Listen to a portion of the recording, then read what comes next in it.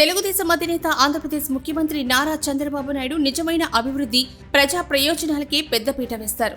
ముందు తరాల భవిష్యత్తును దృష్టిలో ఉంచుకొని పథకాలకు రూపకల్పన చేస్తారు. ఇదే ఆయన్ను మేధావులు, ప్రగతి కాముకులు, ప్రజా ప్రయోజనాలే పరమార్థంగా తమ రంగాల్లో నిష్ణాతులైన వారిని సైతం ఆయన అభిమానులుగా మార్చేసింది.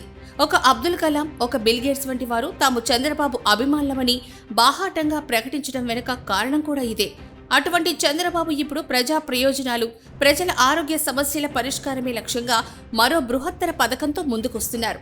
అనారోగ్యం కారణంగా ఎవరు ఆర్థిక ఇబ్బందులకు లోను కాకూడదు అన్న ఉద్దేశంతో ఆయన విప్లవాత్మక పథకానికి రూపకల్పన చేస్తున్నారు. అవును, ఆంధ్రప్రదేశ్ ముఖ్యమంత్రిగా నారా చంద్రబాబు నాయుడు మరో విప్లవాత్మక పథకాన్ని అమలు చేసే యోచనలో ఉన్నారు. అందుతున్న సమాచారం మేరకు ఆంధ్రప్రదేశ్లోని ప్రతి కుటుంబానికి 25 లక్షల ఆరోగ్య బీమా కల్పించే పథకానికి రూపకల్పన చేస్తున్నారు. ఇదే కనుక నిజమైతే దేశంలోని ఇదొక ఆరోగ్య విప్లవంగా నిలుస్తుంది. ప్రస్తుతం రాష్ట్రంలో ఎన్టీఆర్ వైద్య సేవా పథకం అమల్లో ఉంది. అయితే ఆ పథకం కొన్ని వర్గాల వారికి మాత్రమే పరిమితం.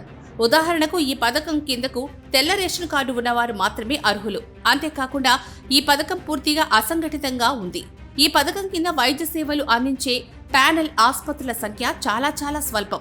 ఆ ఆసుపత్రులు కూడా తరచూ పెండింగ్ బిల్లులంటూ సేవలు నిలిపేస్తామని బెదిరిస్తాయి. పలు ఆసుపత్రులైతే ఈ పథకం కింద చికిత్స అందించడానికి పెండింగ్ బిల్లులు సాకు చూపుతూ నిరాకరిస్తున్నాయి. ఈ పరిస్థితుల్లో చంద్రబాబు రాష్ట్రంలోని అన్ని కుటుంబాలకు ఆరోగ్య బీమా కల్పించే దిశగా కసరత్తు చేస్తున్నారు. ఈ పథకం అమల్లోకి వస్తే దేశంలోనే ఇది ఒక ఆరోగ్య విప్లవంగా అభివర్ణించవచ్చు. ఒక అంచనా ప్రకారం ప్రతి కుటుంబానికి ఆరోగ్య బీమా వర్తింప చేయడానికి కుటుంబానికి 2500 చొప్పున ప్రీమియం పడుతుంది. ఇటీవల కేంద్రం ప్రవేశపెట్టిన వార్షిక బడ్జెట్లో బీమా రంగంలో 100% విదేశీ ప్రత్యక్ష పెట్టుబడులకు అనుమతిచ్చింది. దీంతో త్వరలోనే పలు అంతర్జాతీయ బీమా సంస్థలు ముందుకొచ్చే అవకాశం ఉంది.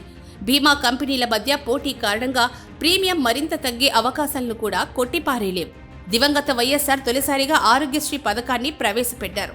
ఈ పథకానికి ప్రజల నుంచి గొప్ప స్పందన వచ్చింది. ఈ తర్వాత వచ్చిన ప్రభుత్వాలు కూడా పేరు మార్పు వినా ఈ పథకాన్ని యథాతథంగా కొనసాగించాయి. ఆంధ్రప్రదేశ్లో ఈ పథకం ఎన్టీఆర్ వైద్య సేవ పేరుతో అమలవుతోంది. అయినప్పటికీ ప్రజలు దీనిని ఆరోగ్యశ్రీ పథకమనే అంటున్నారు. ఆ క్రెడిట్ వైఎస్ఆర్ ఖాతాలోనే పడుతోంది. దానిని అలా ఉంచితే ఇప్పుడు రాష్ట్ర వ్యాప్తంగా ఎలాంటి పరిమితులు లేకుండా ప్రతి కుటుంబానికి 25 లక్షల రూపాయల ఆరోగ్య బీమా పథకాన్ని ప్రవేశపెట్టాలని చంద్రబాబు యోచిస్తున్నారు.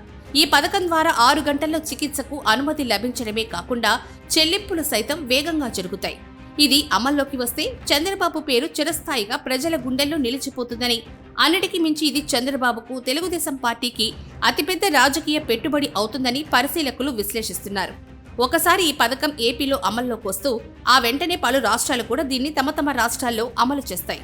ఇందుకు రాజకీయ ప్రయోజనాలు ఒక కారణమైతే బీమా రంగంలో 100% విదేశీ ప్రత్యక్ష పెట్టుబడులకు అవకాశం ఉండడం మరో కారణం.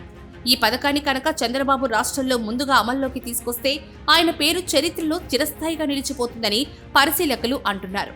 కేంద్రం ఆయుష్మాన్ భారత్ ప్రధానమంత్రి జన ఆరోగ్య యోజన పథకాన్ని అమలు చేస్తోంది. అయితే ఆ పథకం కుటుంబానికి 5 లక్షల రూపాయల ఆరోగ్య బీమా మాత్రమే కల్పిస్తుంది.